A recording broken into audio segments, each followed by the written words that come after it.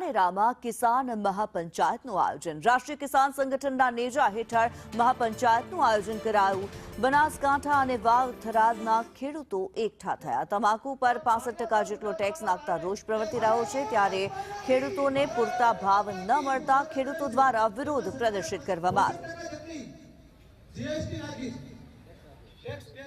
ધવલ જોશી વધુ વિગતો સાથે જોડાયેલા છે। ધવલ, ધાનેરામાં રાષ્ટ્રીય કિસાન સંગઠનના નેજા હેઠળ કિસાન મહાપંચાયતનું આયોજન, શું માહિતી? કિન્નરી, ચોક્કસથી ધાનેરામાં રાષ્ટ્રીય કિસાન સંઘના નેજા હેઠળ કિસાન મહાપંચાયત યોજાઈ રહી છે। ધાનેરાના લાલચોક ખાતે કિસાન મહાપંચાયતમાં મોટી સંખ્યામાં બનાસકાંઠા તેમજ વાવ થરાદ જિલ્લાના ખેડૂતો છે તે એકઠા થયા છે। સરકાર દ્વારા તમાકુ ઉપર 65% જેટલો જે જંગી ટેક્સ નાખતા ખેડૂતોને પૂરતો ભાવ નથી મળતો અને તેને જે કારણે ખેડૂતો ક્યાંક ને ક્યાંક આ મહાપંચાયત દ્વારા સરકારના આ નિર્ણયનો વિરોધ દર્શાવી રહ્યા છે।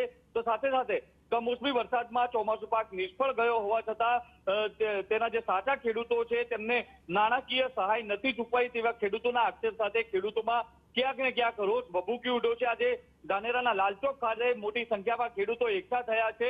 આ તમામ ખેડૂતો લાલચોક ખાતે એક સભા યોજવાના છે અને તે બાદ અહીંયાથી રેલી સ્વરૂપે મામલતદાર કચેરીએ પહોંચી મામલતદારને આવેદનપત્ર પાઠવીને આ સરકાર સામે જે વિરોધ છે તે પ્રદર્શિત કરવાના છે અને સરકાર પાસે તમાકુના પાકમાં જે ટેક્સ નંખાયો છે તે પરત ખેંચાય અને જે પાક નિષ્ફળના જે સાચા ખેડૂતો છે તેમને નાણાકીય સહાય મળે તેવી માંગ કરવાના છે।